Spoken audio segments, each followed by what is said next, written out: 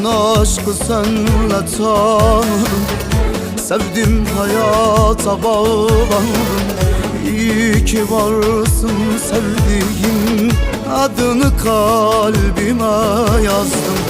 Senden önce gülmüyordum, her gün isyan ediyordum. İçip içip köşe bucak hayal sarhoş geziyordum.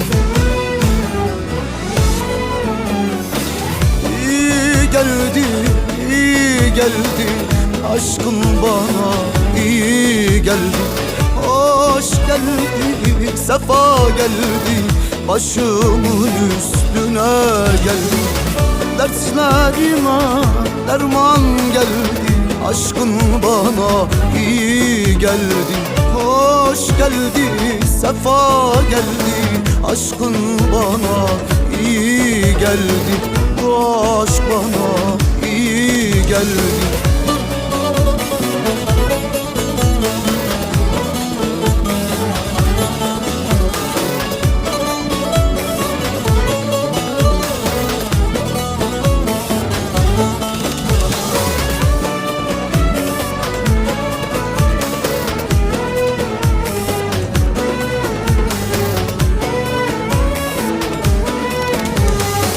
Mutluluk yağmurlarının altında hep ıslanalım. Sen benim ol, ben de senin, bu hayatı paylaşalım. Senden önce gülmüyordum, her gün isyan ediyordum. İçip içip köşe bucak hayal sarhoş geziyordum. Geldi, iyi geldi, aşkın bana iyi geldi. Hoş geldi, sefa geldi, başımın üstüne geldi.